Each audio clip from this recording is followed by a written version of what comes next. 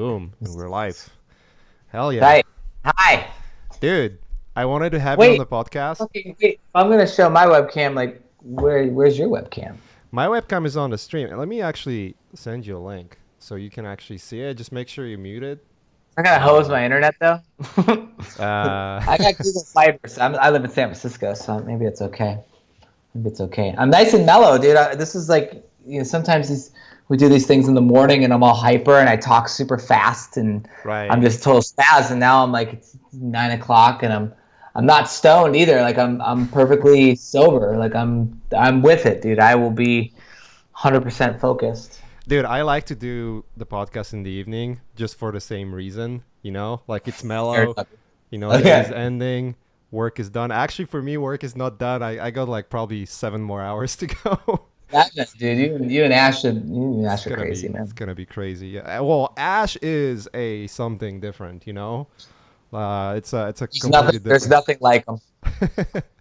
I'm pretty sure you've seen his little movie that he released, right? Japan. Which one? There's so many. Yeah, exactly. There's so many. Yeah, for anyone who's out there, like check out Ash's new little Japan movie. It looks fucking awesome.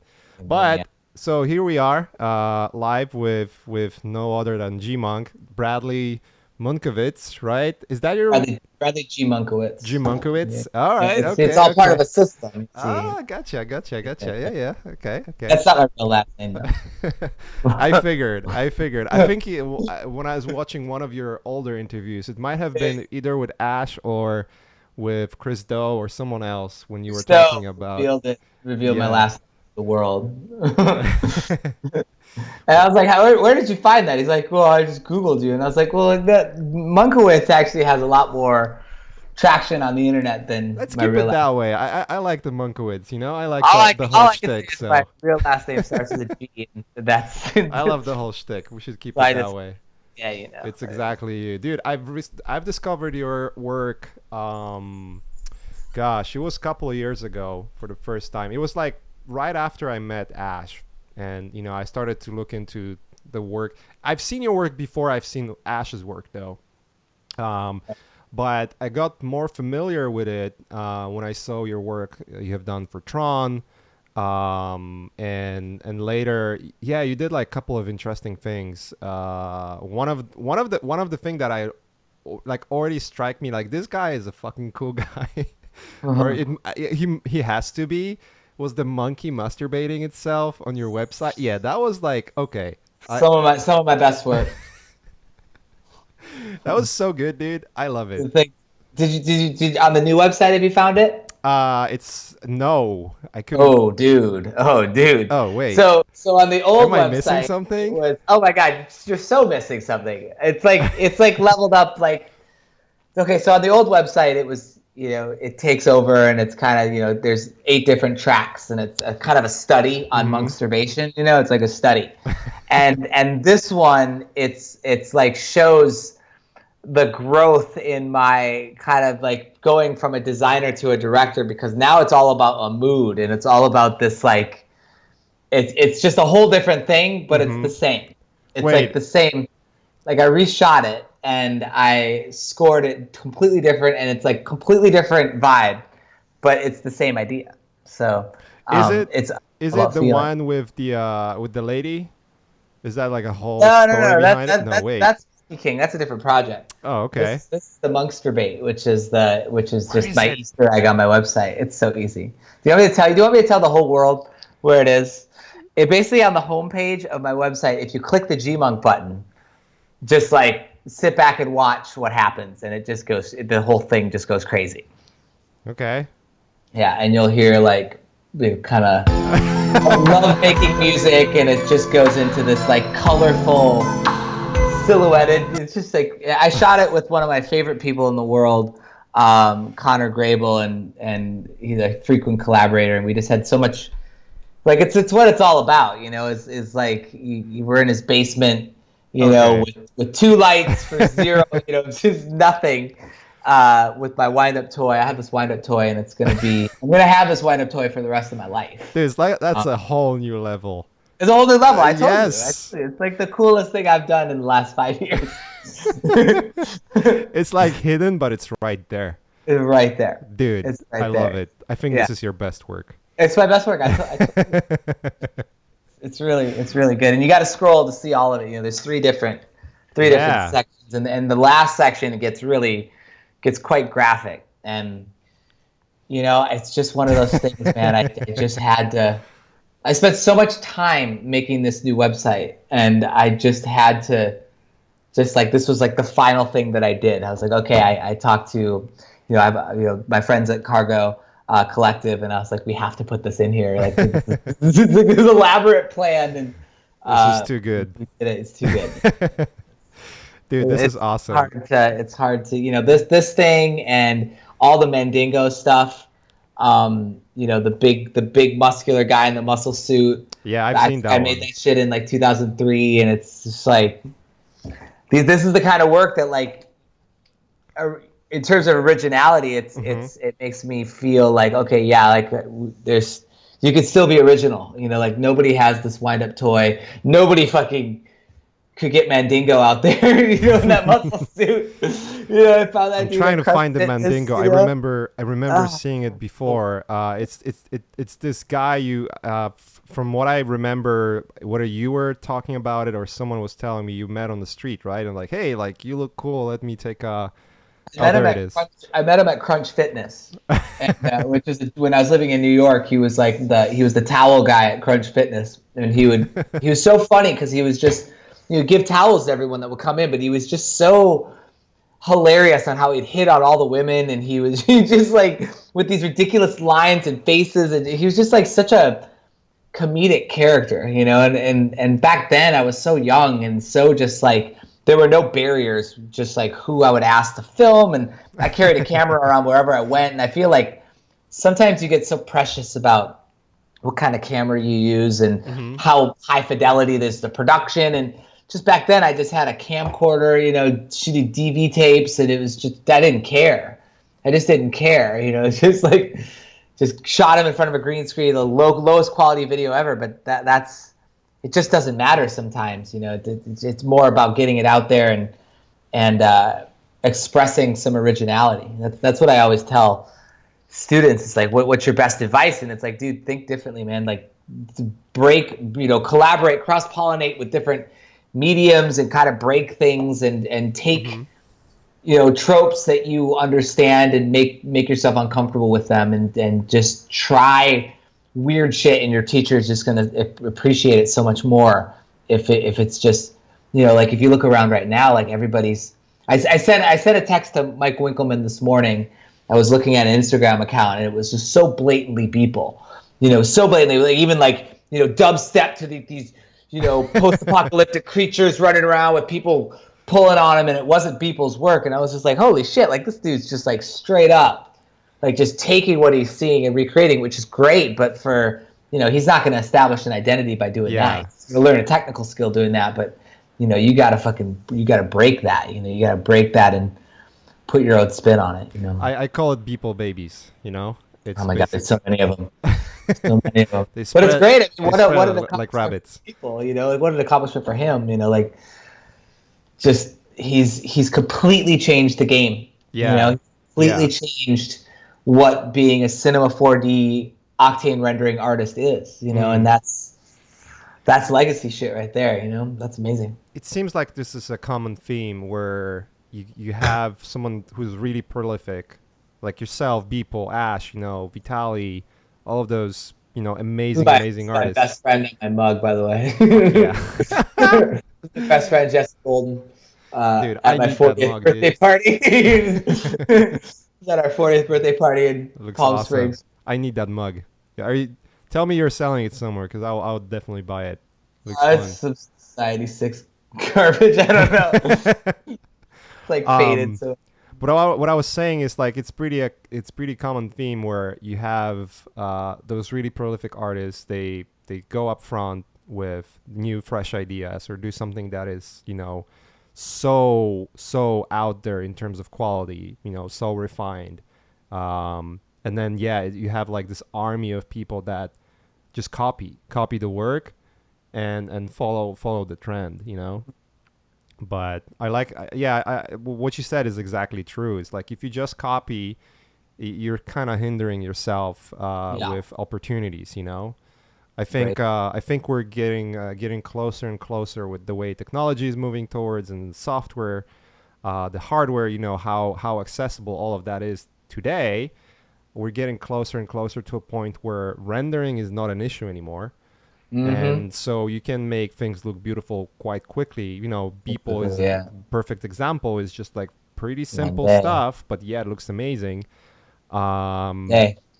yeah, and then it comes down to ideas. So I always liked what you've been doing. You know, whether it was Mandingo, whether it was your monkey masturbating itself, or there are other projects. I remember this one project you did with the lights. Huh.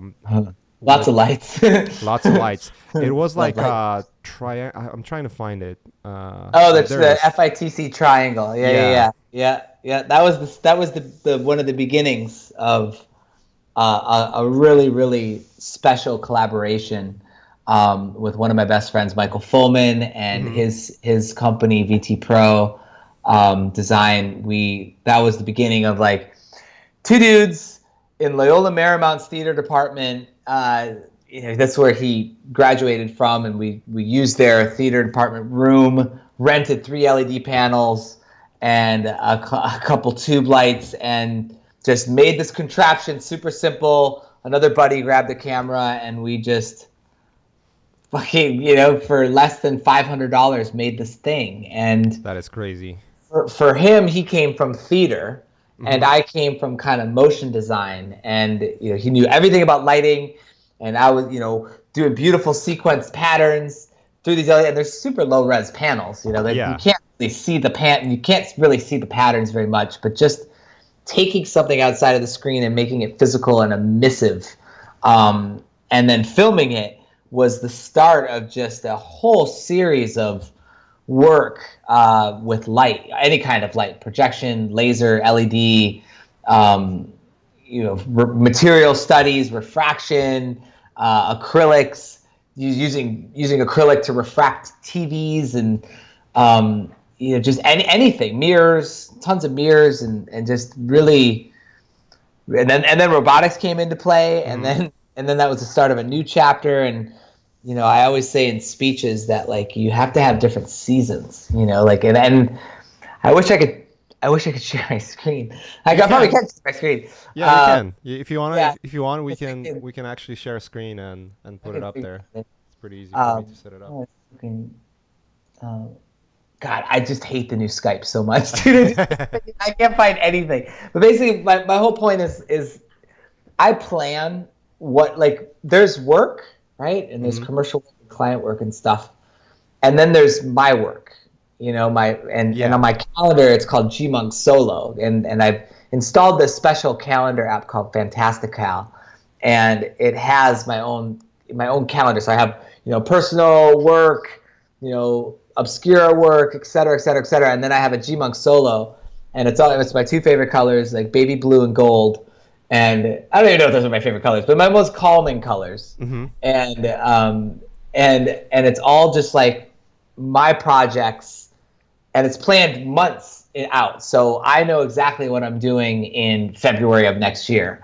I'm grading Hawaii photos, and I'm taking a break in between that to get back into Maya and do a month of Maya prints called Mathographics. And I think that's in October, and I'm super looking forward to it. And I have time blocked off, and I come hell on high, like, just hell or high water, I get that shit done. Like, I just zone in on GMUNK Solo, and it's the most important thing.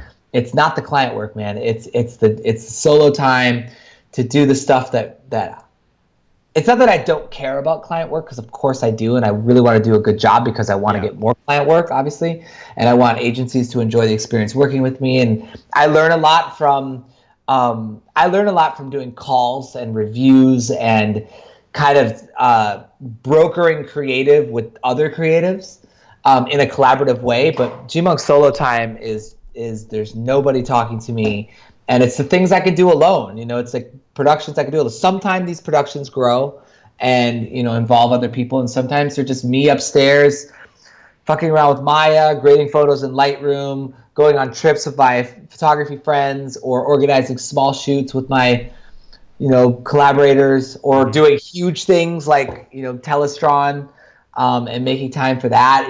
I work for free a lot. Like I just shot something in London for free because A, they're friends, and B, I believed in the product. They said we have these new drones. I don't even know if I can say this. It's about drones. it's about drones. We have this and new tech blah, with blah, drones. blah. We have a new thing, and we want you to direct a film about it. And I was, fuck yeah. I looked at it, and I knew right away that it's new.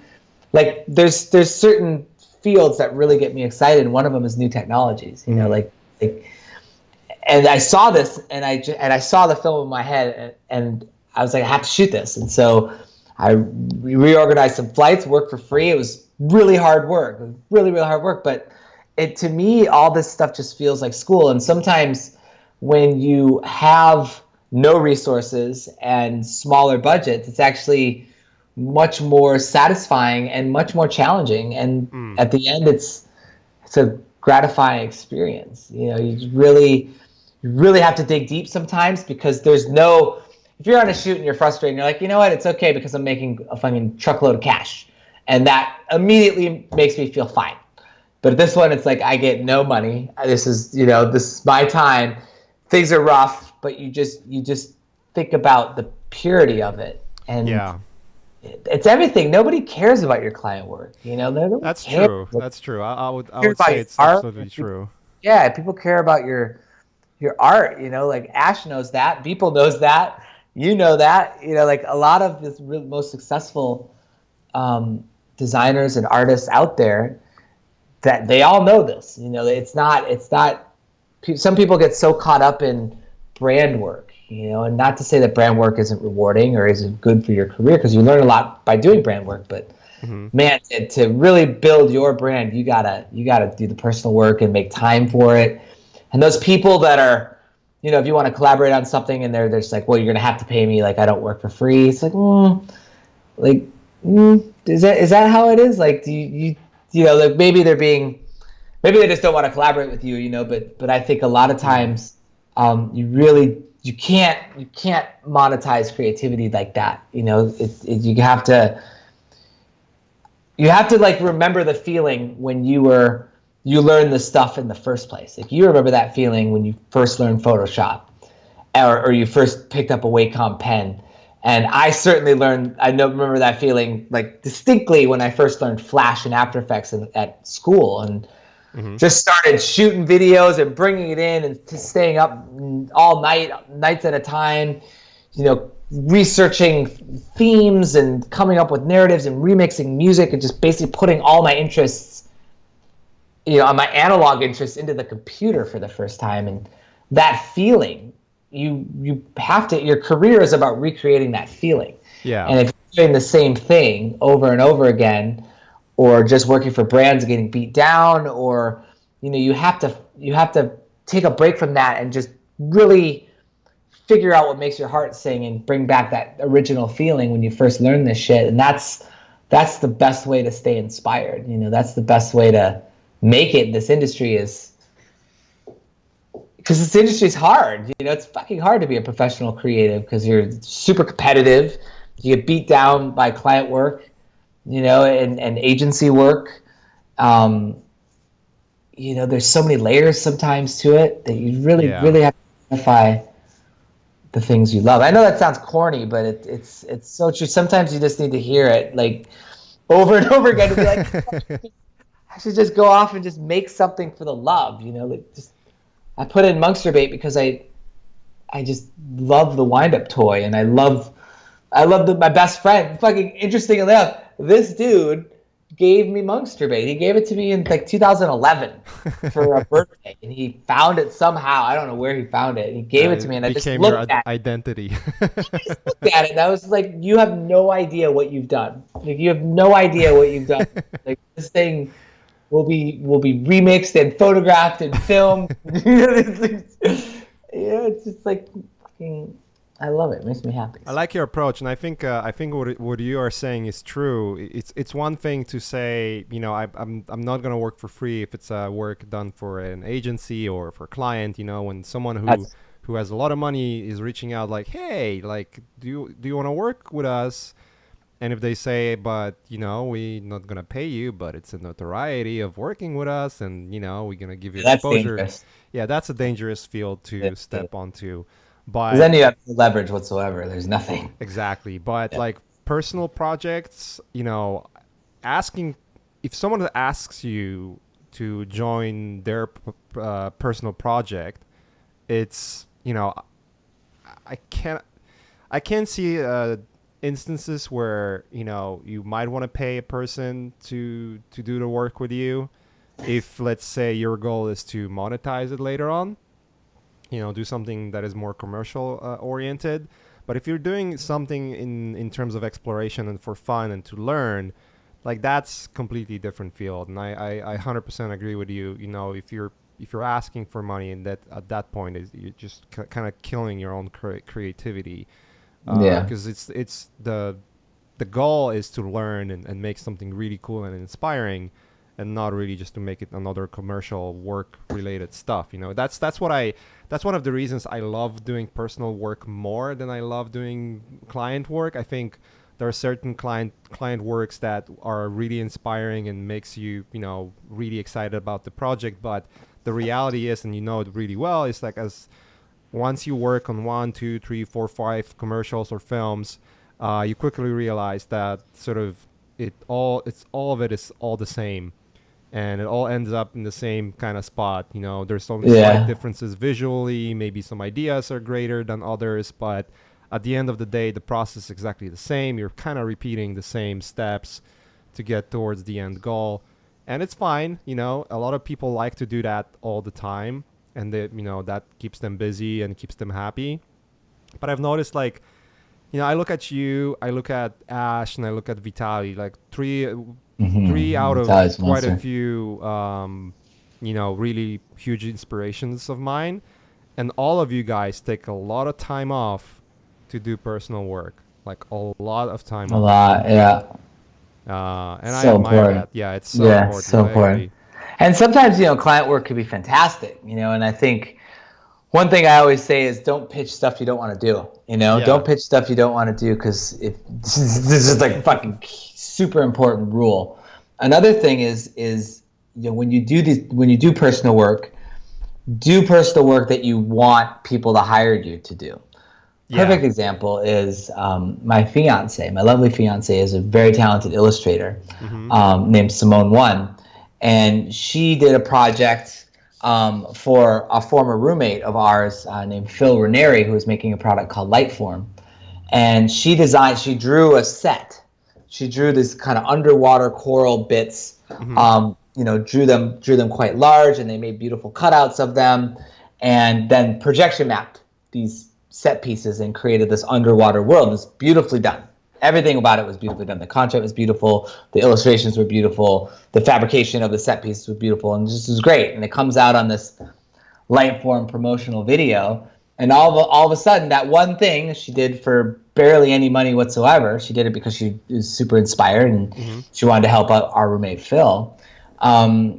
Now she's getting calls to do just that, to design set pieces, and she's getting more into using her illustration to make robotic flowers, and she's just doing such a good job of seizing on the spirit of San Francisco, which is all about technology and getting things off the screen Mm-hmm. and either projecting on it using robotics or whatever. And it's really inspiring to see, and it just proves the point, that this person, it's kind of a personal project that she did for love, and now people are going to hire her to do more of it, and she loves it. She's all about getting things. She's all about practical. She's all about papers and brushes and pens and inks, and that's all she wants to do is get it off the computer screen and make packaging and stuff. And so it's exactly that point. I made Monkey King for that reason. Like I wanted to make a film. I wrote a short film. It was about budgeted about $350,000 to make.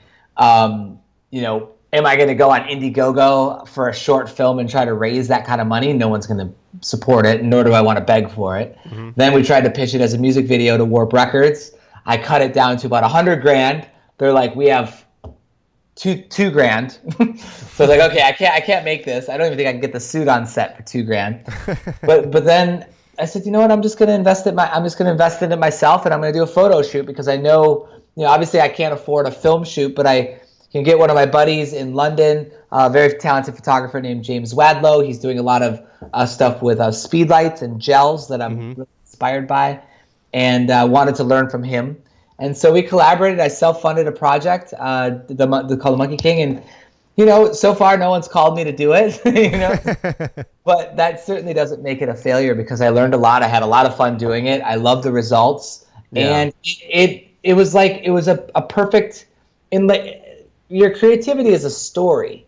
And in that particular point in time, I was living in London, moving back to San Francisco, and I discovered this animatronic gorilla suit that I loved, from a company called Animated Extras in England. Not in London, they were south of London. Mm-hmm. And I fell in love with it. I was in love with the suit.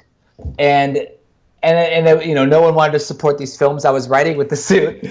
And so right before I left London, I said, you know what, I have to shoot the suit. And so I self-funded this thing. It was moderately expensive to self-fund something, but it left me with closure, and I learned a lot about the suit. I learned a lot about speed lights and gels and studio photography, which is totally something I want to get into, and it was totally worth it, and I got a great project out of it, and I'm content, and it's a write-off, production costs. Exactly. Like likes to say. So sometimes you got to take a hit. Sometimes you got to take a hit to kind of get it out of your system, but it's time well spent if it's something you're passionate about, and if you want, sometimes it'll pay for itself. If someone hired me to do a photo shoot with something similar, then it would pay for itself. That would get new work. So. Yeah, it's kind of interesting, and I keep finding it myself more recently where I started to put more effort towards my personal work rather than constantly focusing on clients, taking 3-4 jobs at a time and, grinding.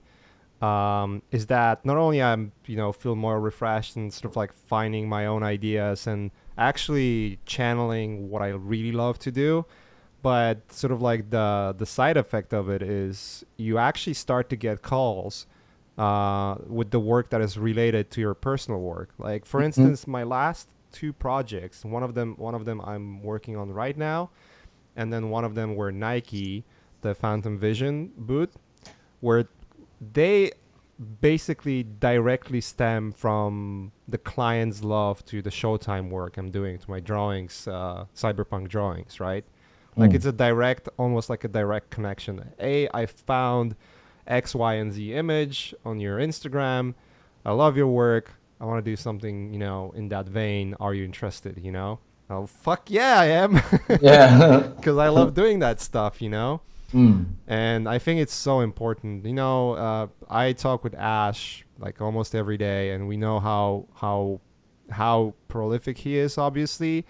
And he's telling me the same things, man. Like some of the best clients he's been working with are just directly from them seeing his personal work and then coming back and saying like, look, we have this project for you and we want to do it with you. And it's so important. Yeah, I agree with you 100%. Yeah, a couple examples is like the work Ruben Wu does. You saw his Luctus Noctus amazing drone work where he has drones flying over mountain ranges at night, lighting them, and he's doing long exposure. And I just saw him do something for Audi, doing the same thing, and he gets commissioned by Acura to basically translate his photographic style into their brand. And another guy is Maxim, Chechkov, the Russian enforcer. Huge fan of him, and I remember him back in the day, all black and white, and he's teasing his new piece. He uses social media very well, and he's teasing that new piece with like the kind of bubbles, the 3D bubbles in his like sci-fi rooms. So that's going to be a Nike advert. That's going to be something. Be one day. It will be one day. Like one day it'll turn into that. And it's you're basically paving the way, to recreate that for money by doing the research ahead of time on your own, and that's the way to do it. Yeah, it's super important. It also just makes it more fun, like Yeah. how many times you can do same thing over and over. Again, like there are some people, just all depends on sort of like the personality traits you're gonna have. There are some people that just love to have that repetition, that makes them feel more comfortable with the work and with the life itself, and they kind of like to be in that spot. Some of my best friends, they just love to be in the studio. They love to work in the studio. They love to spend time doing one game because it's all mellow. It's all on the sort of this constant pace. They never oscillate to like the from the bottom to the very top. They're always going on sort of like this constant, almost like a flat line, but it's consistent. It's a consistent across the time. And even if you take the average of, let's say, if I look at your work, knowing what you said so far and what you said before, it's like you like to take that time off to sort of unwind and not really think about work. So you have those moments of sort of like downtime creativity, but then you sort of like skyrocket to 0 to 100 in the matter of seconds. Yeah, And to then find the thread. Yeah, and it's so over time it averages out to sort of the same level, maybe higher level of output, but it's still sort of in the same vein. But it's just I guess different people's personalities. I've always been interested in, where do you find most of your inspirations? I know a lot of that just comes from your head, obviously, just the way you think and approach the life. But I'll be curious, like, what maybe this is a better question. What you think are one or two, whether it's moments, things you saw in your life, or something that were profoundly inspiring, that kind of changed your way of thinking and approaching work? Okay, yeah. Let me answer both questions because they're different answers. I think where I'm finding inspiration nowadays is I'm learning the most on YouTube. I've recently got into YouTube probably 2 years ago as an educational platform, just like mostly for photography, learning and Maya. Learning Maya and photography, like new tricks in Maya, is just fun. There's so many photographers on YouTube that are doing tutorials, and everything that I know right now about studio strobes and speedlights is from YouTube and doing it. And also tons of Maya tutorials, and it's been an explosion of information between YouTube and Twitter.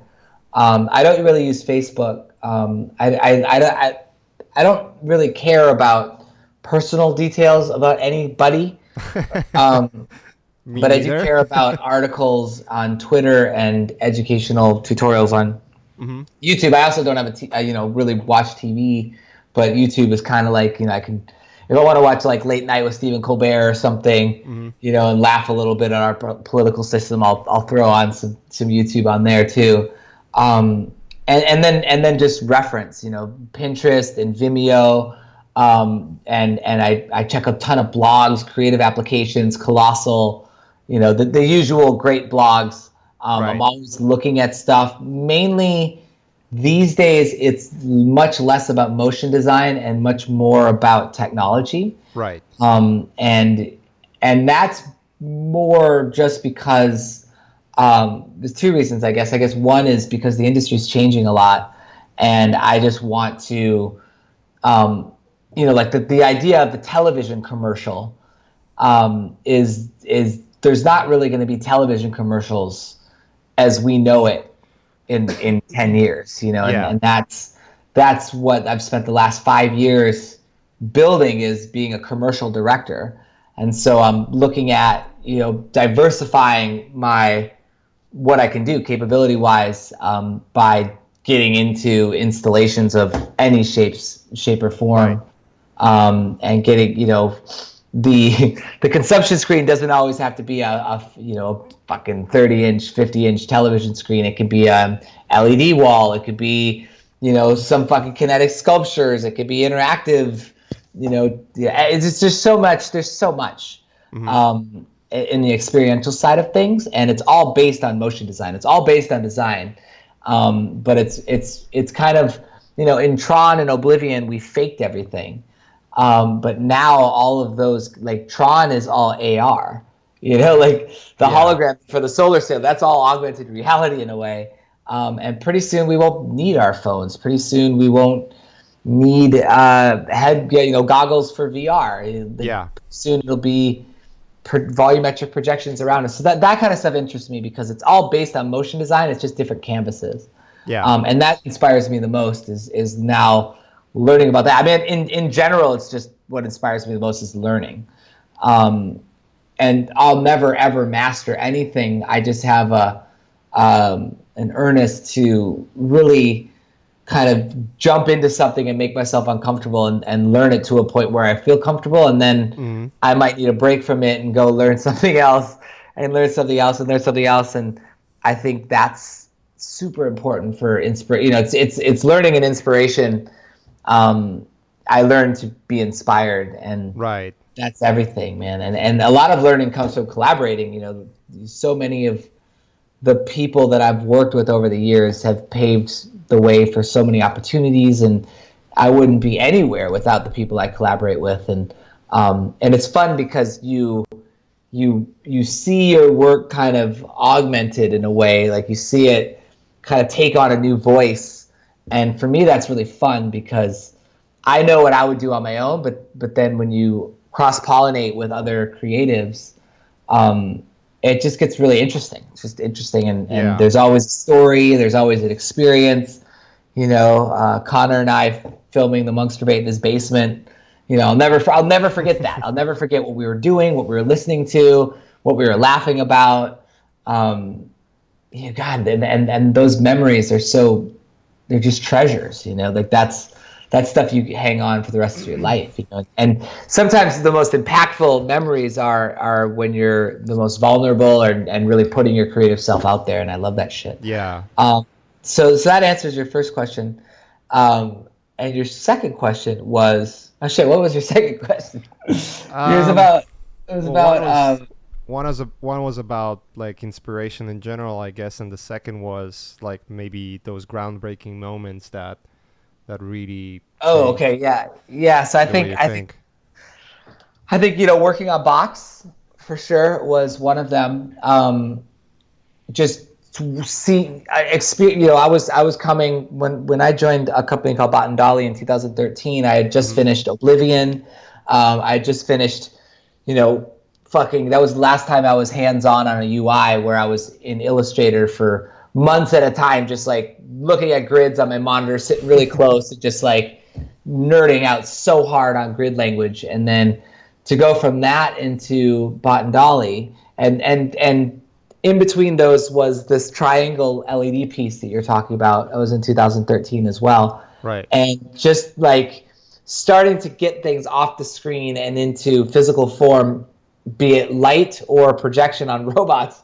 So the first time that I saw the robots holding the canvases and we started projecting content on it and just looking at it, that was a huge moment because my understanding of what the screen is exploded. It just said, okay, a screen is not your iMac monitor anymore. It's not your television screen. A screen could be attached to a robot and rotating 15 feet in the air and tracked with a projector, and it's filmed from a camera on another robot. It's like, oh shit, we could do that. And I learned so much from that time at Bot and Dolly, from the robotics people and the architects and so many they had an in-house cinematographer, and that was when I started saying, I don't want to do post anymore. I don't want to sit there and fucking give rounds and rounds of feedback on post. I just want to shoot it. I just want to shoot.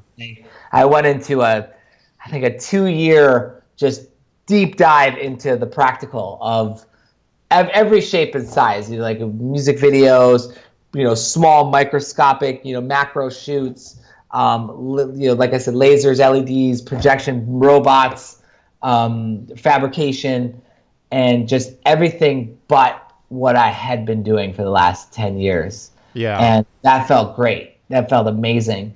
Another big moment was working on Tron, and that was in 2010, and that was the first chapter between doing motion design and being really graphic minded, and then fitting into a visual effects pipeline at Digital Domain and just getting thrashed. You know, like we came in with this mindset of like everything has to be crisp and high, you know, perfect, and they're like, no, we're going to throw it all out of focus, you know, because it's being shot with a camera, and we didn't really understand what that meant, you know, like what does that mean? And we had this, you know, brilliant open frameworks artist on our team, and you know, he's pumping out renders that have no motion blur and no depth of field, and the VFX supervisor is like, we can't use it, you know, like this isn't integrated into any sort of camera. And we're like, yeah, but it's a beautiful graphic, and they're like, no, fuck you, we can't use it.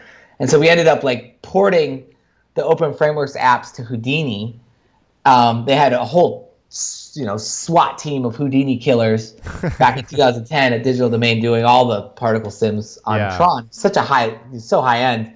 And, you know, we ported our little dinky, you know, Open Frameworks app into like a Houdini pipeline, and just watching all of that just exploded my idea of like what motion design is, you know, because it just went from, you know, what I was used to at Prologue Films. Not to say Prologue Films or, you know, Buck or whomever didn't do great work back then, but you take that to Digital Domain and like really see, you know, a super polished VFX pipeline. It was like, holy shit, this is epic, you know, just so cool to really think about you know, shots as a filmmaker, and not just like as a designer focusing on, you know, this grid or this perfect, you know, wireframe exploded hologram, but like really think about how it's shot and where it is in the scene in 3D space, and what's the lensing information. And you know, watching Joe and Eric Barba, the VFX supervisor, like break down every shot every day. Like we had to go to dailies every day and watch them break down every shot every day. No, we wouldn't stay for the whole time. Obviously, we'd get out after like 30 because your shot would be called up, and then you would listen to them critique it. Yeah. And just like watching them, and sometimes we'd stay, you know, for hours in dailies and just watch them break this shit down. And that was definitely the most I've ever learned on any gig. That was just like, so between that and Box and Bot and Dolly was just so much to learn. And then the latest one, you know, Monkey King and Telestron. Telestron was a new robotic light show that we did. It was totally different than Box. It was all about volumetric light. Yeah. And that looks insane, by the way. Oh, it's so cool. Yeah, it was one of those things that in person, it was just so compelling and intense, and you know, it was just a takeover. It's 15-foot tall robot, you know, shooting beams of light everywhere. It's just like crazy. But on screen, when we made a video of it, we watched it on screen, and it was like, this feels long and this feels boring, and it just doesn't have the scale. You know, it just doesn't have the scale. And so the one thing I was taking away from that is like, what would be a better way to capture this? Like, what would be the better way to capture the scale of it? And I think the answer is people, you know, showing the scale differential. And I think that's what something, you know, my opinion of Beeple's work, sorry, Mike, I'm going to hate on early work a little bit, is early work to me was just too candy. You know, it was just too candy and it was just empty. You know, it was just colorful and technical and just kind of empty. And the second he started putting humans in there and telling stories with his artwork and getting scale and dramatic scale, you know, tiny people and giant structures and just this difference in scale, that was when I first started looking at his shit and being like, okay, yeah, now he's onto something. Like, now this is starting to get really cool. And then, you know, infusing political motivations and apocalyptic motivations, and you know, he's really grown so much in the past few years, and that's because he's injecting meaning into the work. He's injecting a message and a personality and a sense of scale and purpose and, you know, posture, and I love that, you know. And I think for me, it's, you know, if you do something big, you need to make sure that the scale is represented well in your documentation. So I learn more from things I think are, you know, it's not necessarily failures, you know, because if you finish a project, you know, there are some successes to that. Sure. But I always look at something and I'm really harsh on it. And there's nothing, the only thing I've ever made that I'm like, this is fucking perfect is Mandingo and the Monster Bait. You know, like I don't know what else I could really do. You know, like I wish it loaded faster. You know, like you know, I guess that's but it's like everything that's not whimsical and not just like, sometimes you can make work that's uncritiquable. Yeah. You can make work that is so just like, what do you say? Like, what do you say? That's stupid. Okay, well, it's stupid, but it's awesome. But sometimes, when you do work that's to be taken seriously, I find a lot of flaws in it, and I really push myself to really be honest with myself. And I'm not that guy that's going to be like, wasn't that rad? Like, wasn't Telestron rad? Like, no, Telestron had a lot of problems. Like, God, I wish I mixed tones. Like, it was very monochrome and it was one color at a time. And we really should have done gradients. And, we just didn't have the time because, I'm not making excuses, but like those robots broke a few times and we lost hours, our cable rips. And that's 5 hours, it's 3 to 4 hours downtime, so we learned a lot from that. And we, every project you learn so much, especially when you do something that's a little bit experimental, and I'm really hard. And I also I try to run with the best, like I try to, I'm always fucking, I love Ash and I love Beeple and I love Albert and I love, all my peers, Ruben, I love all my fucking professional peers, Sebastian and Steven Schuster, there's so many of them through the years, Jason Cook. And I run with all of them. I'm constantly sending them stuff. They're constantly sending me stuff. And there's like a friendly competitive fire in me that I just want to keep up with them. If I can keep up with the most productive people I know, then I know that I'm doing something okay. And that just forces me to really push. It's all welcomed. It's all welcomed because I enjoy it. I enjoy pushing myself, and I know that I'm not going to do this forever. And I mean, there's no retirement or anything, but I just know that like my work's always going to change because I'm going to be able to do less. I'm going to have to at some point be able to be like, okay, yeah, I'm probably just going to want to, I need help to do this or need help to do that. But I just want to at this point just make and learn as much as I can and run with those people that push me to keep doing that, and I just know that if I didn't create something for, let's say I took 6 months off, like people who just like, I can't deal with it anymore. I need to step away for 6 months. I'm too burned out. It's like, well, then you're doing it all wrong. Like yeah. If I had 6 months off where I didn't need to make money, oh my God, like that would just be so wonderful. Like I would just go on really deep dives into beautiful research and make giant prints of anything I would want, go on photo trips, just be fantastic. I would do anything to not have to do client work for a year, and just do my own stuff. You know what happens when you have that much time off, or when you know there's a possibility you have that much time off? I'm sure. You're happy for first 2 days of doing nothing, and then you get crazy. Like, fuck, I need to do something.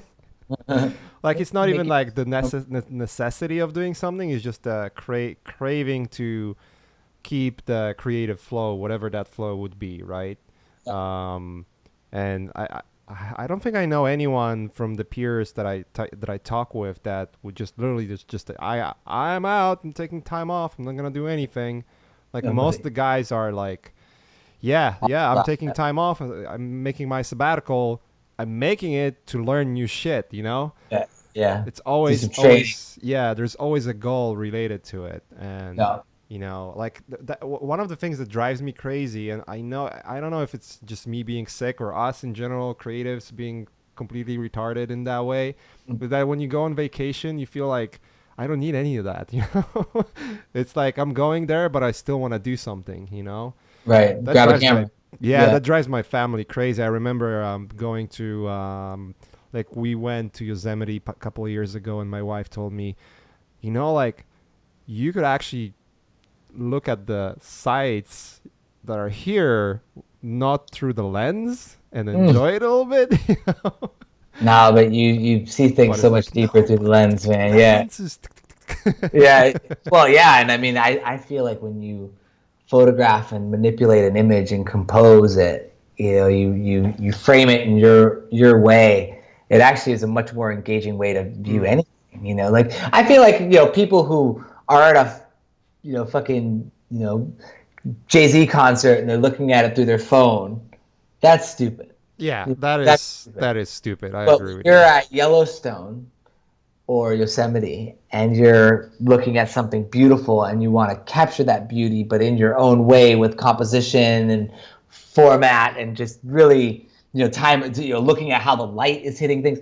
I think photography is the best way to just study your surroundings. I'm constantly looking at light. I'm constantly looking at where the sun is coming from and the shadows it casts and how it filters through buildings or how and then you throw a full spectrum camera into the mix and now it's like you're looking at heat and infrared wavelengths that you can't see with your eye and what gives off more infrared light than others, and you're in this fucking other psychedelic world, and it's Yeah, just you did that with the Iceland photography, and I think yeah, more recently with Hawaii, right? yeah. I'm still there's so much more coming for Hawaii, but it's just, and I love that, man. It looks I alien, dude. It looks like completely it's different. Like cool thing, yeah. I know what it is. Like looking at it, I can imagine what the original photo would look like. But then, like the way it's colored and the way it's depicted, it's like, dude, like that could easily be in like Star Trek movie, you know? Yeah, yeah, and it's fun. And I got a group of friends. We go on these photo trips, and we go for like 8 to 10 days. And man, we work hard, dude. Like we we just work hard, and it's so nice because like I just remember my dad used to go fishing with his buddies. They used to go to Costa Rica on a sailboat tarpon fishing. That was their thing. And I'm gonna be that dad that like goes with his photography friends to fucking New Zealand, for a week and just work our asses off, just like shooting 7,000 photos in 5 days or 10,000 photos in 6 days. Just working, hustling, sunrises, sunsets, astrophotography, whatever. Like Yeah. just hustling.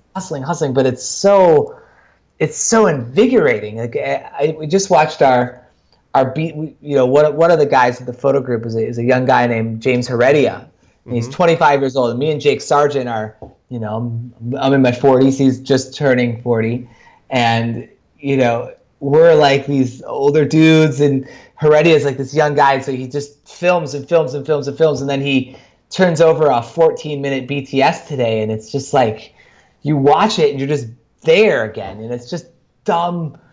These guys who are just stoked, and we're so different. It's like three people from completely different worlds, and we just come together on this shared passion of taking photos, and it's just like so pure and we just support each other. There's no competition. We all know who the best photographer is. It's not me. Jake is definitely the best photographer out of all of them. And we're both just kind of like cool with it, and everyone's cool with it. And we just try to like inspire each other, and we each have our own thing, and it's just we're lucky, man. We're lucky to have each other, and creativity is like that, man. A lot of the people, and I know you're like this with a lot of your collaborators, but a lot of the people you collaborate with are dear friends, and you can really get to know somebody if you can go through a creative process with them. And there's tons of tangents, and there's tons of stories and jokes. I'm working on the new Top Gun film, and fuck, man, like I basically took the job because I just wanted to make Top Gun jokes with the two guys that I was working with. And our fucking thread is ridiculous. It's just so funny, and our calls are funny, and everything's just fun. It's fun. Yeah. And it's just, that's what it's about, man. It's just about, like people ask me, I speak at schools and to a lot of students ask me questions. They're like, like what's your advice for me in school? And I'm like, dude, cross-pollinate with other departments. Like if you can go from being a designer to collaborating in the fashion department, or the architecture department, or the photography department, or the industrial design department, like just cross-pollinate, man, and get to know those people from those other those other departments, and it's so well worth it to get outside of what you're being taught and just expose yourself to other things. Tobias Van Schneider, who's a wonderful, created Semplice Labs, a wonderful designer, so talented, social media monster, just so good at managing his brand, and just massive respect to him. He said something really interesting, that like his one piece of advice that he said is if you're at a studio, you should sit next to a developer. Being a designer at a studio, you should sit next to a developer, and just really look at the way they look at the world, and the way they approach creativity, because developers are just creative as designers are. And that's what brought him to make this amazing platform called Semplice Labs, and it's brilliant. It's brilliant, and we can cross-pollinate with whomever we choose. But man, it's good to get that exposure. Like, I'm loving my girlfriend Simona. It's just I love being with an illustrator. Like, I just love watching her approach, and all of her pens and brushes and papers and the things that she's into is so interesting to me. Like, just seeing it, and just by being exposed to her and her workflow, and we obviously share the same house, and we share a similar studio.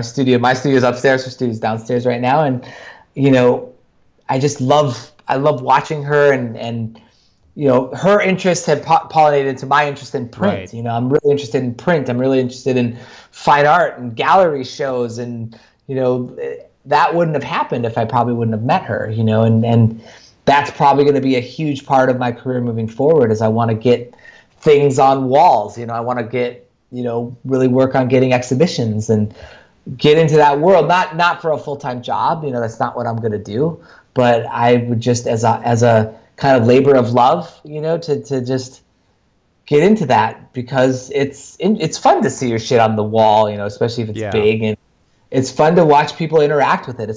That's why I like experiential work. It's fun to watch people kind of break your expectations a little bit, like how you never know how people are going to consume it. A lot of the stuff that I post on Instagram or Twitter that I really like, nobody likes, and the stuff that I post is like, maybe I shouldn't post this, people like way more than I expect. You can never have expectations about anything, because what is your approach to that? Because like I've noticed that I started posting, like I used to think that maybe it's the right way to post something that people respond to positively, but then I realized it's almost like I found myself boxing my own creativity just to please likes. And I also found that likes ratio has nothing to do with the satisfaction of work, or even just getting extra work or making more money.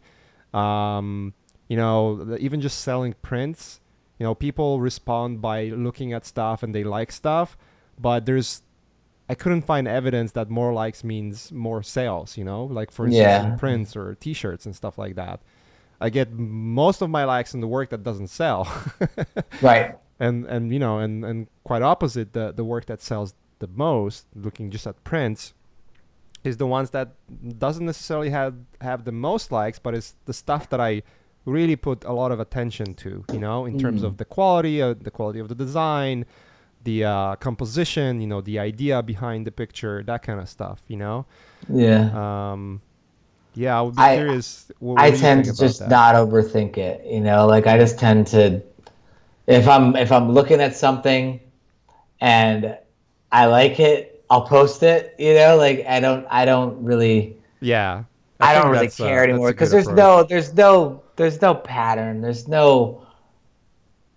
you just can't predict anything. And I learned early on, man, that like you can't have expectations on how your work's going to be received, because it'll always be this, like the stuff that you think is great that people are going to love, you don't get the recognition for it. The stuff that you think is just like people will like it, and that goes for an Instagram post to a project release. Like you go into something and be like, that's pretty cool, and then nobody likes it, and you're like, all right, well, I think it's cool. And then you go on and post something like, I shouldn't post this, people love it, you're like, yeah, that feels good. Like great.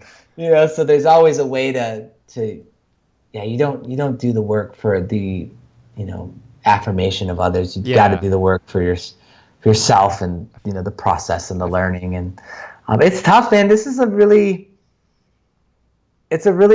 I feel like people like you and I, and who have been around a while and kind of got in earlier on, when it wasn't as saturated, it's the people who are getting into it now and recently in the last few years that it is a very populated industry.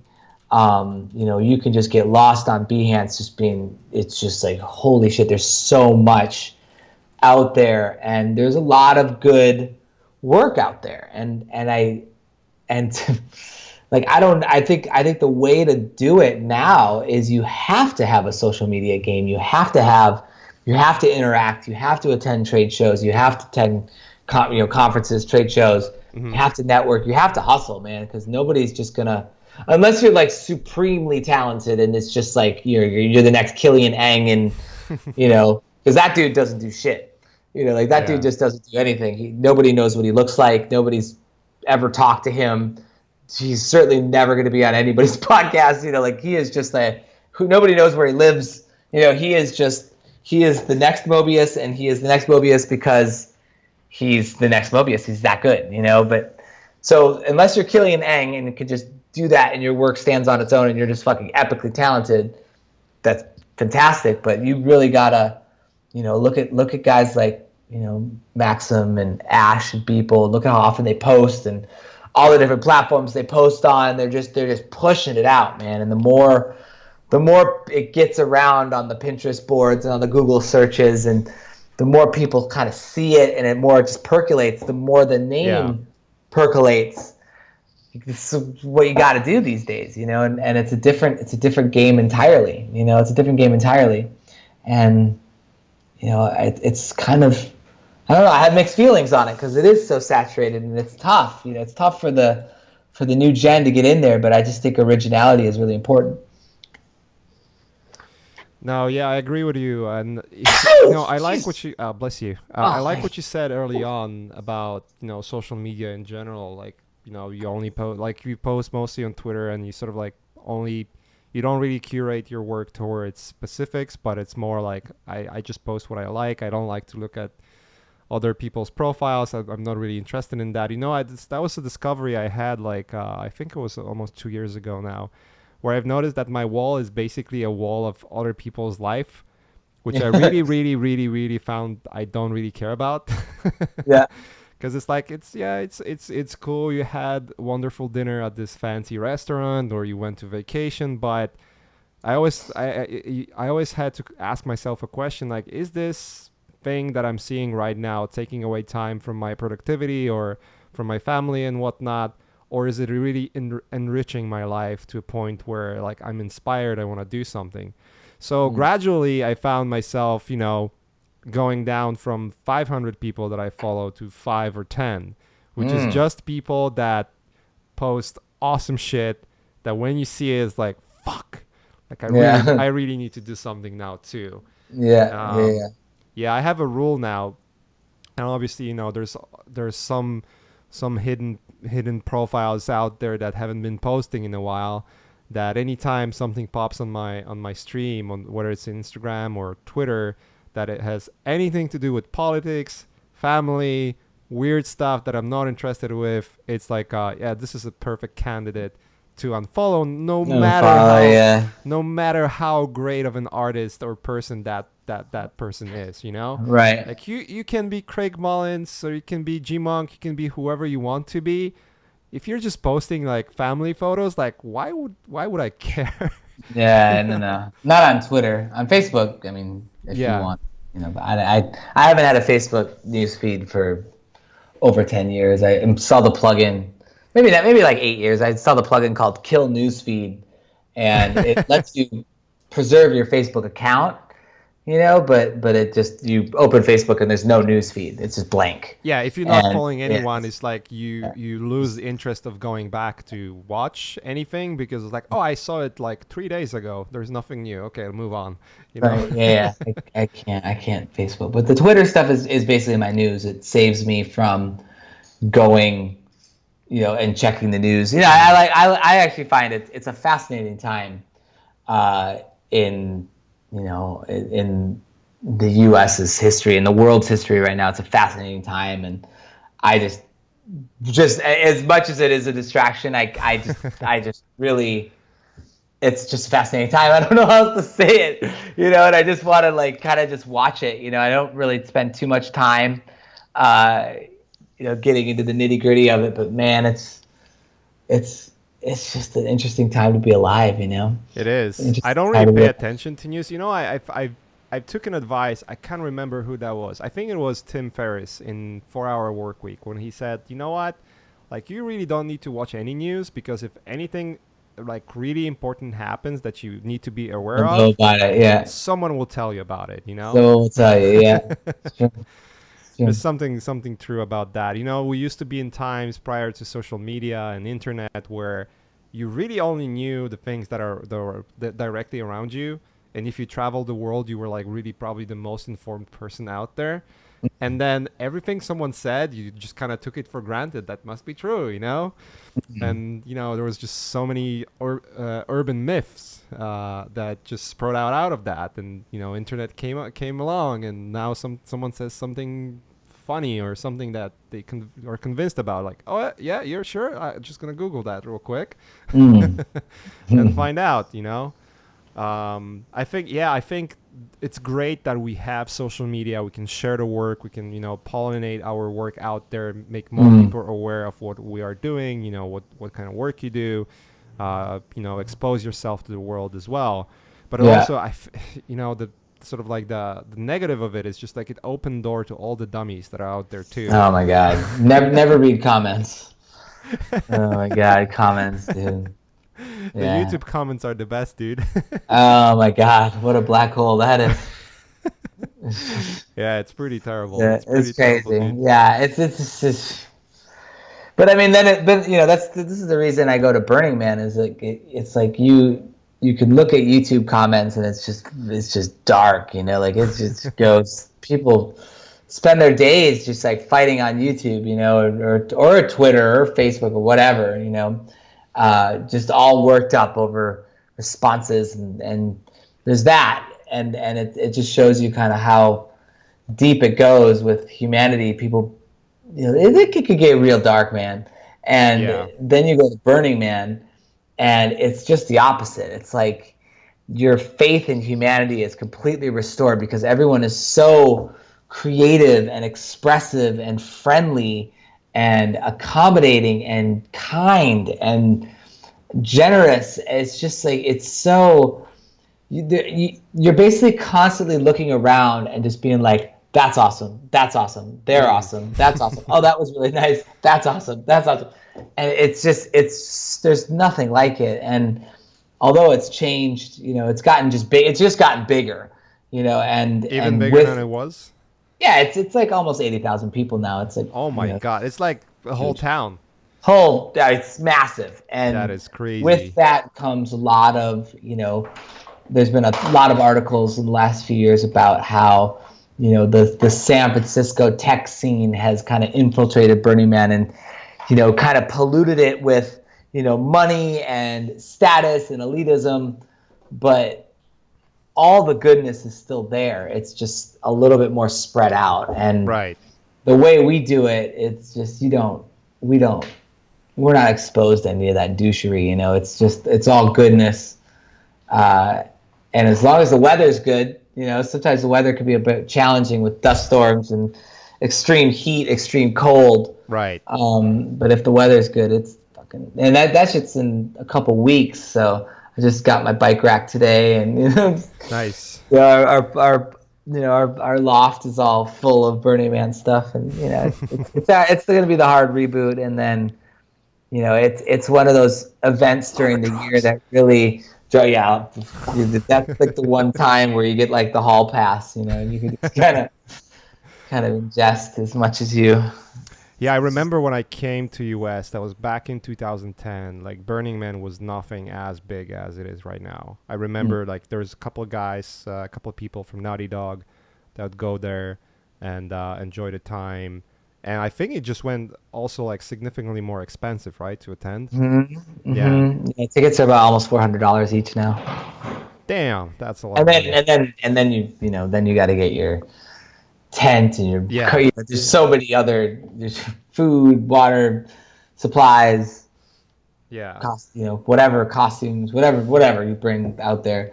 It's about $1,000 to get out there, I think, to do it. I've never been. I've only observed from the sidelines. To me, I think to me personally, it's a little bit too crazy. But I do Especially at appreciate. night. Yeah, but I do appreciate the art. I do Oh, the appreciate art is so good. It's so good. creativity. The It almost creativity is unlike anything you'd ever see, man. it almost feels like being in the head of Alex Gray. Yeah, literally. Yeah, Alice Um, Gray. Yeah, it feels like that scene in the new Blade Runner when he's going towards the nuclear zone and he's walking in the orange whirls in between the two giant pillars. yeah, I mean, that's Birdie Man. yeah. Like It felt just like that exactly. yeah, it's just like you go out there in a dust storm at sunset, and that is exactly Blade Runner. That scene in Blade Runner is exactly what Burning Man is during a dust storm at sunset or sunrise.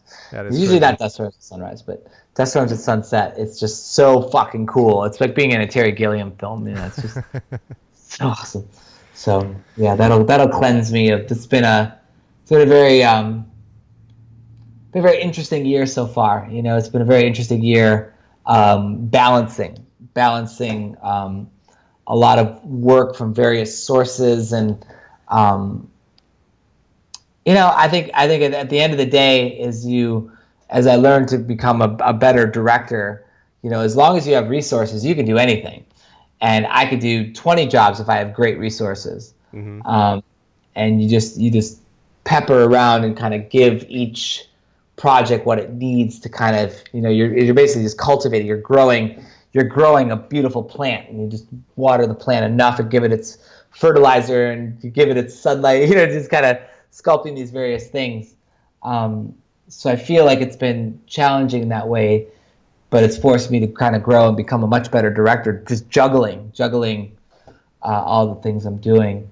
But I'm going to cleanse that shit in Birdie Man, and I vowed to make the second half of this year post Birdie Man to be much more open, much more doing less on the client side and doing more on, just having more time for myself. I kind of reached a lot of my goals in terms of just like client work and financial goals, and I'm just kind of going to pump the brakes a little bit. I say that now. I say that now until the next thing comes. But I really do want to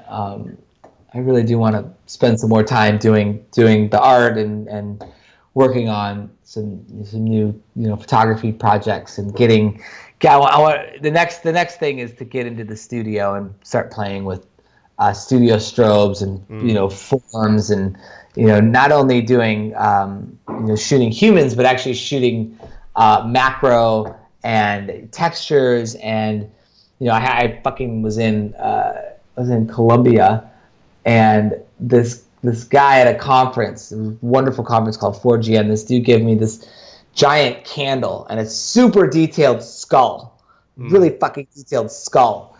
And I looked at that thing and I was like, okay, I'm gonna melt this. I'm gonna melt this candle. I'm gonna melt it, and half the head's gonna melt away. And I'm just gonna take this thing in studio and just fucking shoot this thing. It's like that's all I want to do, And so I still need to do that, And I really want to get really cool colored lights and gel all my strobes and just fucking make some dope shit with this half melted skull. And we'll probably take Monksturbate in and some of my other toys and glass and my fiance's paintings. And I just want to really make time to just nerd out and because right now I've been shooting a lot of nature and yeah, it's a different beast. and it's fun, but I'm bored of it. I'm bored of it. I need to change, and so shooting more urban street photography has always been fun because you find moments and you just there's so many interesting textures with architecture and using long lenses to compress the image and kind of flatten it out into a design and finding contrast and positive negative space relationships, and it's just very fun. So I'm looking to change that up quite a bit and And then we got a couple new robotic things in the works and a couple new experiential pieces. I'm going to release 3 new projects in September. One's an AR project, one's a dance film with drones, and one is what's the third one? Oh, one's a client piece for a car company cool. Using projection mapping. So it's like three completely different projects. One's on a giant LED wall, one's projected on a car, and one is a film, a traditional film that we shot in London. So it feels that's the key for me is just to have the work be so different. And each one has its own story and challenges, and as long as there's that variety, I'll never get bored. So that's yeah. I just I'll never be, like one of my heroes. I have a lot of heroes, but one of them is Spike Jonze, and I love following his story because he used to make skate videos and shot all the Jackass films and was super tight with that crew, and he just seems like, I've never met him, but he just seems like such a real guy. And I loved watching the behind the scenes of the new Apple ad he did, the HomePod. And he's fucking operating the camera, and he's just the way how hands-on he is with the dancer, and he just knows. I love his films. I love Where the Wild Things Are. I loved Her. I love being John Malkovich. I mean, what a brilliant piece of work that brilliant. Was. Does music videos, and they have this like spirit to them. Like I love Chris Cunningham. I love Jonathan Glazer as well. But I feel like their stuff is just so kind of dark and ominous, where he has this like vibrance to his work, his spirit, and then you watch it behind the scene and watch him direct talent, and you watch him. Hands-on shooting this thing. He used to be a DP, and he's just so fucking good. Everything he does is so fresh. Yeah, I really like his work too. It's amazing, I love it, and so I definitely study my heroes quite a bit, and there's heroes at different levels. Like one of my heroes at like kind of a somewhat kind of barely achievable level would be a guy like Ruben Wu, who was the synthesizer player from Ladytron. He comes from a music background. Oh, I didn't know that. Yeah, he's like one of the members of Ladytron. Yeah, fucking great. Yeah. And he's the synthesizer player at Ladytron, starts getting into photography, and I met him in 2013. He came to Autofuss where I was working, and he presented his photography. It was early days, not very polished photography, but his locations were amazing, and just the vibe. It was just, you felt like it was just from another planet. It was amazing locations, and you could just tell that this dude hikes up a mountain of snow and just sits there and waits for like the perfect light, on his tripod, and just like shoots it, and he just waits. He waits for it. He finds it. He finds the moment. He finds the moment. Right. And since then, his photography is just like otherworldly, and he's just super nice. And he's just, what I love about it is just seeing him start with a hobby and then finding that passion in the hobby, and now he's a professional photographer, using just the fucking he's just upgraded everything. His gear is as pro as it gets. His locations, his techniques, his printing techniques, the drone stuff he's doing is the drone stuff is incredible. It's just, I love it. And I love little piece that you have those little mountain peaks or like rock peaks, and then there's like little circles. Yeah. It's so it's so crazy. So crazy. Do you know works of I think it's Jeremy Crutzen, right? Mm-hmm. Jeremy Crutzen, right? He's like the marriage between location photography, staged location photography, and like gels and floodlights and like I remember seeing his work after we finished working on The Last of Us, and then like Ash have sent me a link to his work. It's like, did you guys look at Jeremy Crutzen work creating the concepts for it? Or like, dude, like it's funny how similar it is to the concepts we're creating in terms of like light staging, the environments, And I was like, I fell in love in his work right away. I have his book.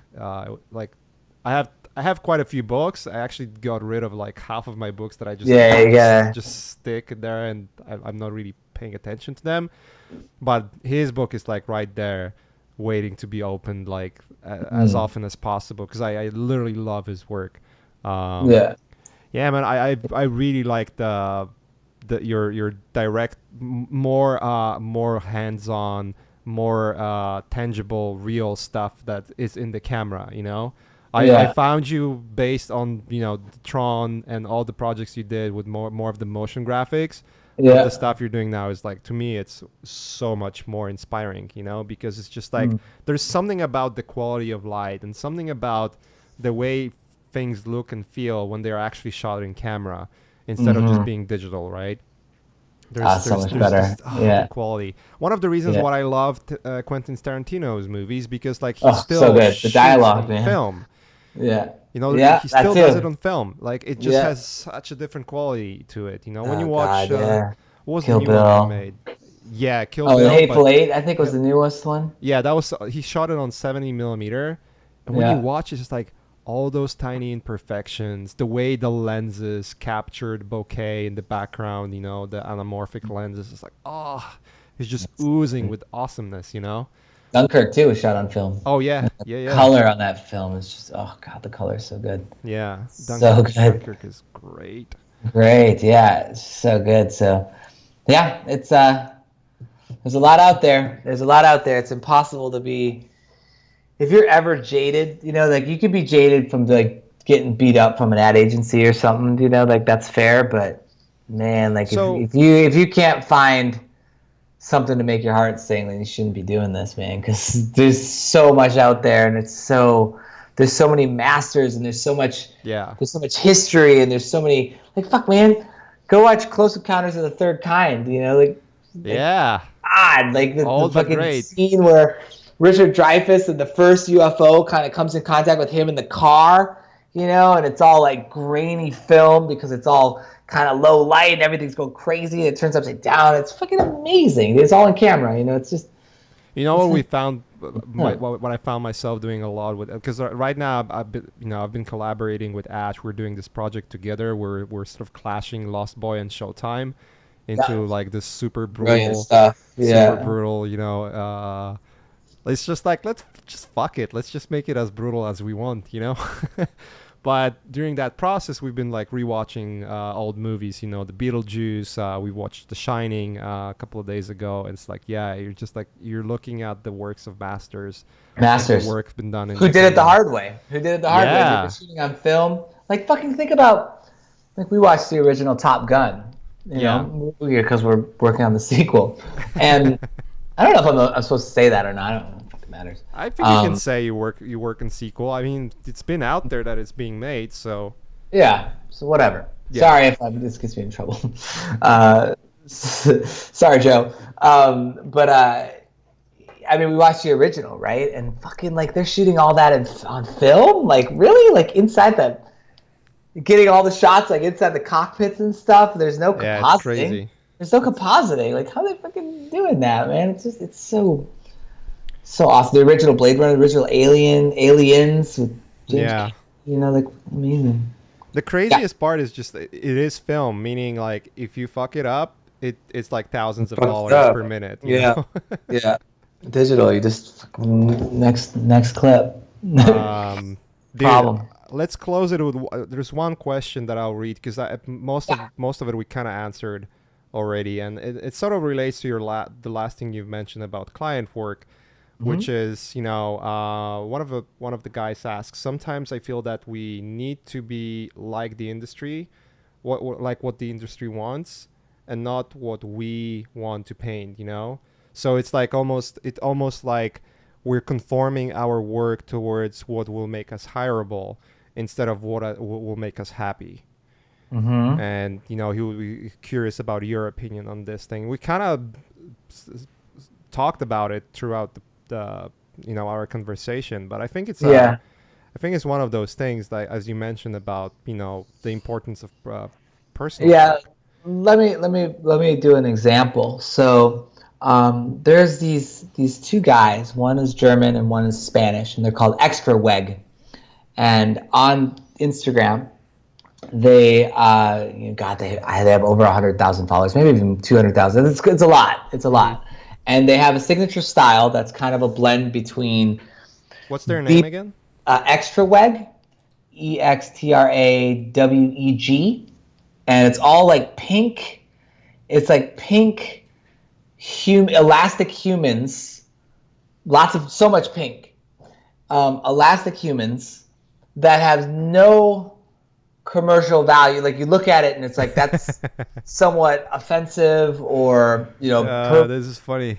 yeah, it's like kind of pervy and strange, very, and it's fantastic. And one of these guys worked at a studio, kind of learned some skills, started making weird pink stuff on Instagram with his The friend. one with the balls that are just spilling out humans. Ridiculous, right? Yeah, and it's very like, it's kind of like Albert Omas meets kind of this pink shiny elastic world, and it's fantastic. It's very, and it's funny because it's very unexpected, and it's kind of sometimes gross, sometimes surprising, and those guys just started doing it for fun, and all of a sudden, because it's fresh work, they start getting tons of followers, and now they're doing client work that in that style, and that work that they were doing is not quote unquote commercial. It's just new.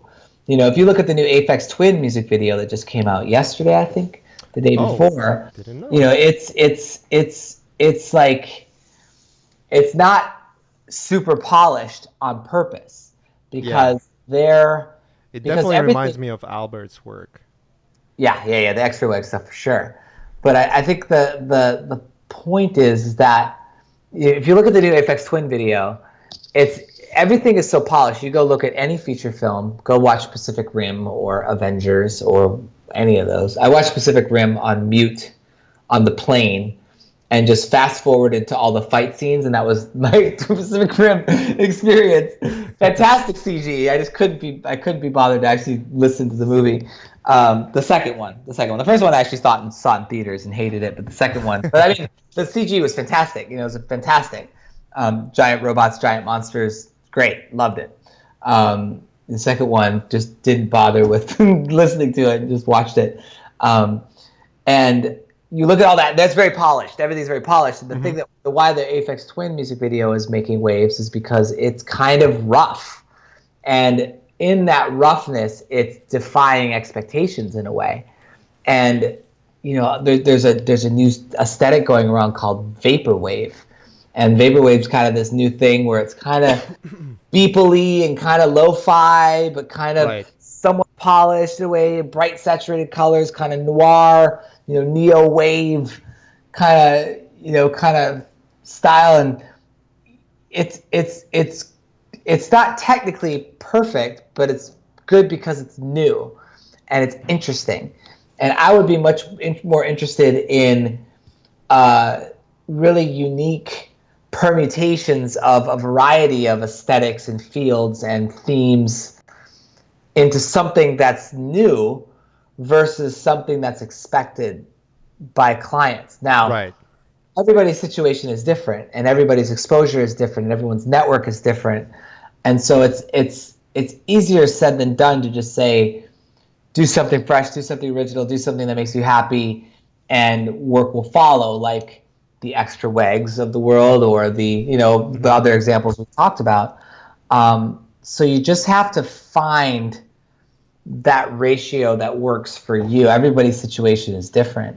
And unfortunately, there's no secret formula. I think the secret formula is do whatever it takes to make you happy and make you inspired and make you want to put a lot of time into this field, because you're going to be sitting a lot. You're going to be you're going to be missing out on some social events because you're working hard, and that's something you have to accept and make sure that the work you're doing is inspiring enough to accept that. Because the only way you're going to make it is by working fucking hard.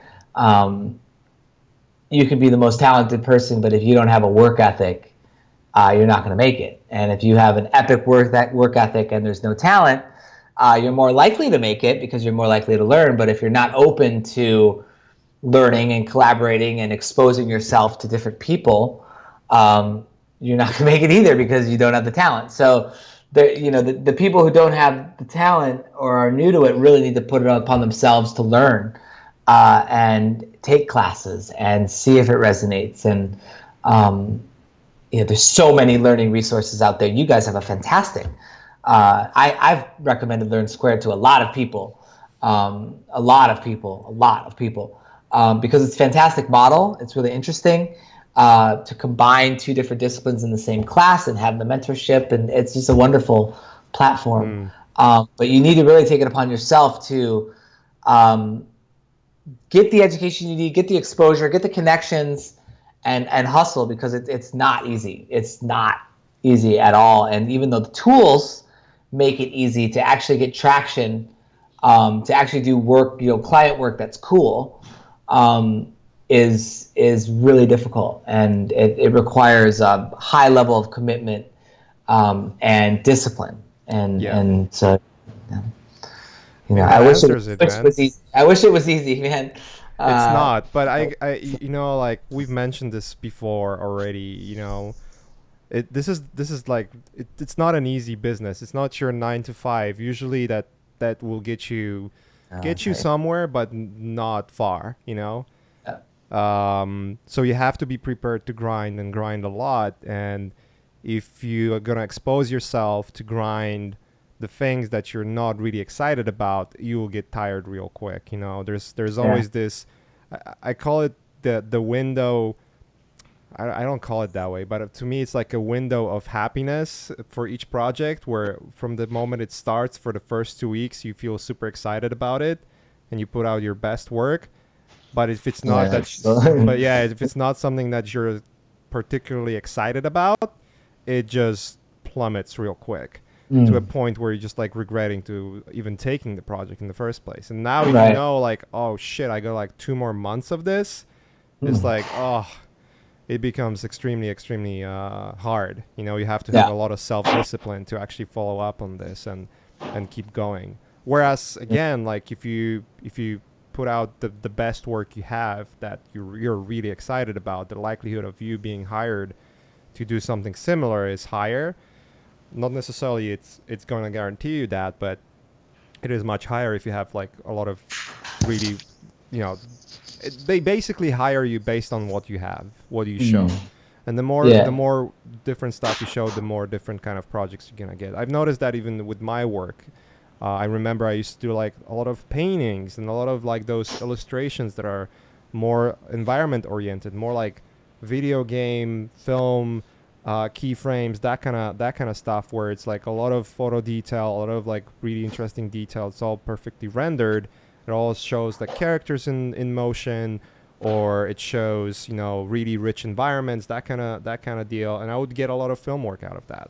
But the moment I started posting different stuff, like my personal work, whether it's Showtime or something, like I'm not getting as much film work as I used to anymore, because I just don't show that kind of work as much anymore, Instead, I get those weird different projects that are kind of different, kind of outside of the realm of what I normally do, and yet exciting at the same time, because they resonate with my current interest.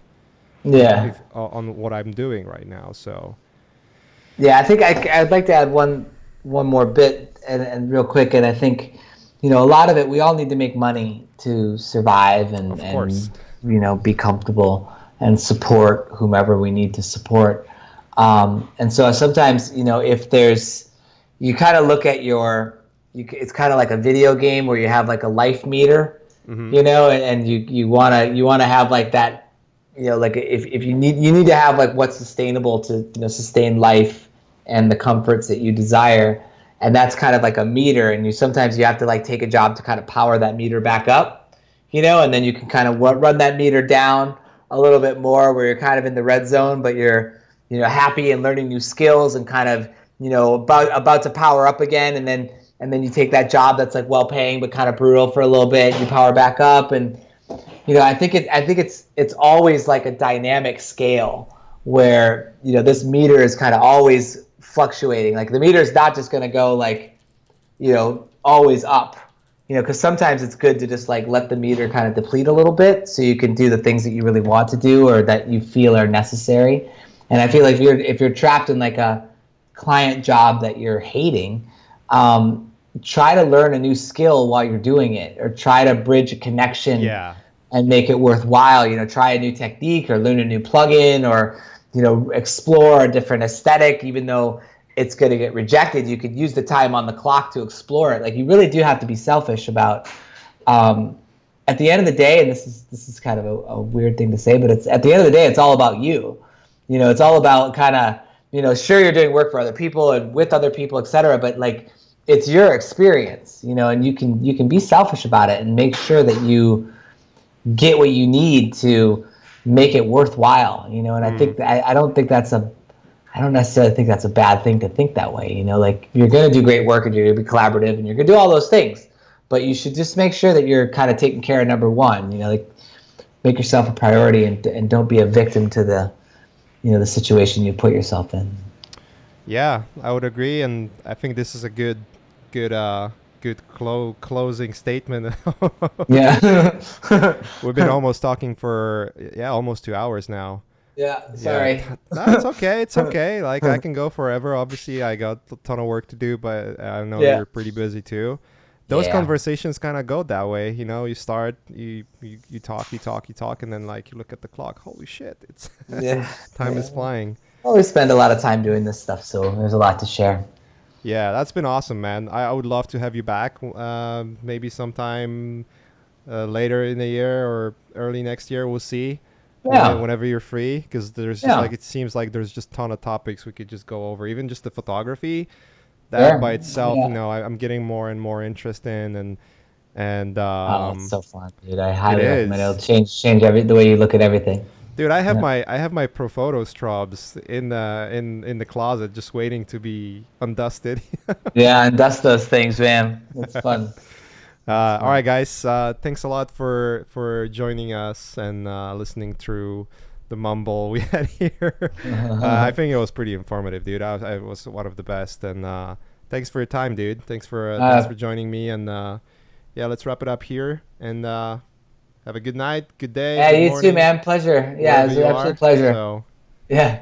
Peace. Bye-bye, guys.